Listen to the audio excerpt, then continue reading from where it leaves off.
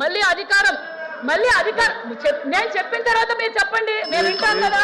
ప్రశ్న జవాబు చెప్పాల్సిన బాధ్యత నాది. వినండి అధ్యక్ష. మరి ఆ గురుకుల పాఠశాల ఆరు గురుకుల పాఠశాలలు కూడా పూర్తి చేస్తున్నాం. మరి రాంగోపాల్ రెడ్డి గారి ప్రశ్న, కడప జిల్లాలో పులివెంద నియోజకవర్గంలో బీసీ బిడ్డల గర్ల్స్ కోసం ఏర్పాటు చేసిన చంద్రబాబు నాయుడు గారు ఎప్పుడైతే 14-19లో మొదలు పెట్టారో మళ్ళీ ఈ రోజు చంద్రబాబు నాయుడు గారి చేతుల మీదుగా జూన్ లో ప్రారంభిస్తున్నామన్న విషయాన్ని కూడా మీకు తెలియజేస్తున్నాం అధ్యక్ష.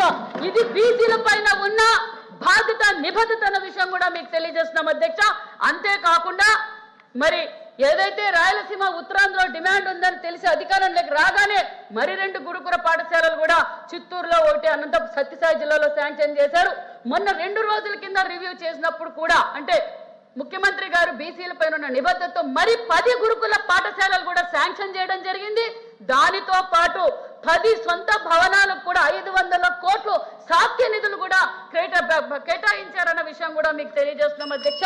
మరి ఇందాక అందరూ ఏదో చాలా మంది అంటున్నారు అధ్యక్ష. మరి ఎవరన్నారు ఏంటండి, ప్రశ్నలు అడుగుతున్నారు కదా, బయట మాట్లాడుతుంటారు కదా.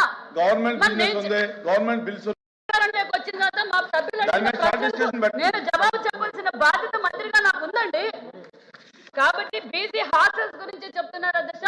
బీసీ హాస్టల్స్ కూడా ఏదైతే గత 5 సంవత్సరాలు